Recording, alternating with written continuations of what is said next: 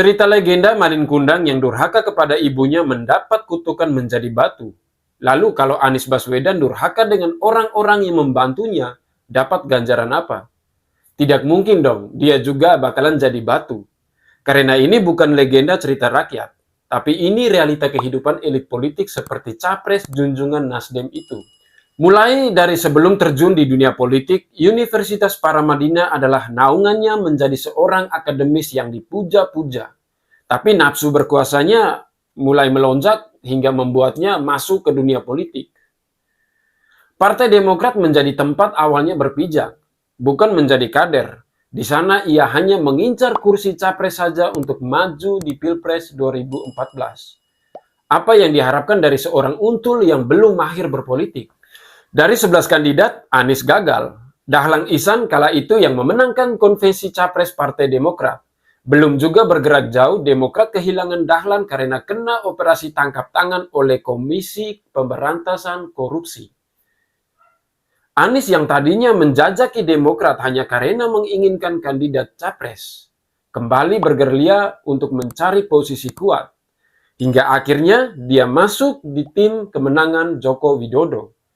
Bersama Jokowi, Anies menjadi orang baik. Dia berada di kubu yang benar. Dia paham betul bagaimana keburukan rival Jokowi, yakni Prabowo Subianto.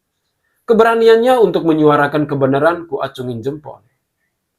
Sebagai tim sukses Jokowi, Anies mengajak publik untuk memilih capres yang bisa bekerja. Bukan hanya modal duit macam Prabowo saja. Bahkan dalam kesempatan itu, Anies pernah mengatakan dengan celotehan menohok bagi kubu Prabowo. Seperti ini, jangan cari orang yang bagian dari masalah. Prabowo orang baru, maksudnya dari Orde Baru. Apa yang dikritik Prabowo justru sedang dikerjakan wakilnya. Anies juga berstatement dengan memilih Jokowi, dia tidak memiliki beban moral. Artinya jika memilih Prabowo, maka dia siap memiliki beban moral. Keburukan Prabowo terus diungkap oleh Anies, apalagi tentang Prabowo yang salah bicara mengenai kebocoran data, di mana wakilnya sendiri adalah Menteri Perekonomian yang menjabat di Kabinet Susilo Bambang Yudhoyono. Prabowo sendiri memang gemar berbicara tanpa arah, yang justru mencelakai dirinya sendiri karena apa yang dia lontarkan ke publik adalah aibnya sendiri, ataupun aib kubu yang berada di pihaknya. Jadi sudah wajar jika Anies yang kala itu menjadi juru bicara tim kemenangan Jokowi, bisa bermain kata-kata dengan capres yang menjadi rival Jokowi itu. Tapi kali ini berdasarkan data real dan pembelaan yang rasional ya. Bukan seperti rangkaian kata-katanya yang berbelit-belit saat menjelaskan tentang air hujan di ibu kota. Semangat Anies berlanjut ketika Jokowi dapat memenangkan kontestasi Pilpres 2014. Barulah Jokowi memberinya amanah sebagai Menteri Pendidikan dan Kebudayaan. Belum lama menjabat di Kemendikbud, banyak pekerjaan terbengkelai yang menyebabkan beberapa problem seperti tidak optimalnya pengelolaan Kartu Indonesia Pintar, hingga kelebihan bayar para guru. Pada akhirnya Jokowi harus menghentikan Anies dari jabatan yang baru diembannya karena tidak ingin memperburuk pendidikan di negeri ini. Kecewa dengan apa yang dilakukan Jokowi, Anies berkelana ke kubu yang dulu ia injak-injak, yakni menjadi anak buah Prabowo Subianto. Belum juga mendalami peran sebagai kader, Anies diimingi posisi sebagai calon gubernur DKI Jakarta pada Pilkada 2017. Barulah politik identitas dimainkan Anies demi menjadi gubernur DKI Jakarta. Di awal menjabat, ex-gubernur satu itu sudah kembali berstatement untuk tidak akan mengkhianati Prabowo.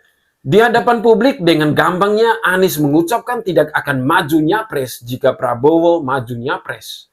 Semua terpatri di ingatan rakyat, terutama warga net yang ikut merekam jejak digital Anies mengeluarkan statement itu. Politik memang dinamis, tapi tidak dengan janji orang yang berbuah sesuai waktu yang berlalu dong. Pada kenyataannya Anies mengingkari janji dan tidak memegang statementnya 5 tahun yang lalu itu. Demi mendapat jabatan dan kekuasaan tinggi, nafsu Anies mengalahkan harga dirinya. Setelah dulu menjilat Jokowi, tapi berakhir dipecat karena ketidakbecusannya bekerja, ia tidak tahu malu menjilat Prabowo yang dulunya pernah diinjak habis-habisan demi naiknya level kekuasaan. Dan saat itu Anies memilih jalannya untuk menjadi single fighter. Oh, jangan lupakan antek-antek yang menyetir di belakang. Kelihatannya saja single. Ya, tapi backingnya, bikin shock. Tindakan durhaka Anies ini sama halnya dengan kacang lupa kulitnya. Peribahasa itu mengarah pada amanah Jokowi yang tersampir di pundaknya. Berakhir tidak dilakukan dengan baik.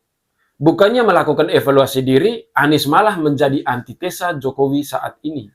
Pengkhianatan Anies terhadap Prabowo yang telah menjadikannya gubernur di ibu kota, membuatnya mengalami krisis kepercayaan publik. Jalan politik yang dianut Anies ini memang brutal.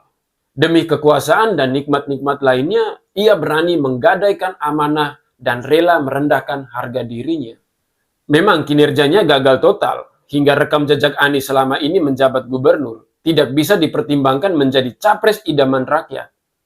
Demi kekuasaan puncak tertinggi di dunia politik dan dalam karir pemerintahan, Anies melupakan janjinya dengan Prabowo. Wajar bukan jika mantan partner kerjanya, Riza Patria, enggan mendukungnya jadi pemimpin negeri ini. Wong sama yang melahirkannya menjadi gubernur saja berkhianat, apalagi nanti sama rakyat yang jumlahnya lebih dari satu. Semakin mudah bukan? Namanya terkenal dari rektor Paramadina, tapi dia mengkhianati ideologi yang sempat dia pegang menjadi akademis di sana. Justru sekarang prinsipnya berkebalikan dengan yang dulu.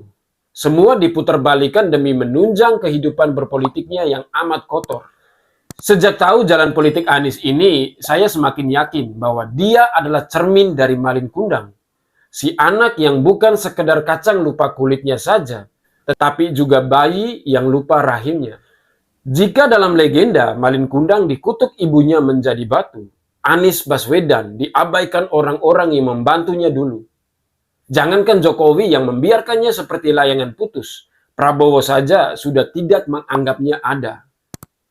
Akhir kata, saya Mata Kiri pamit undur diri. Salam hormat, salam NKRI, harga mati.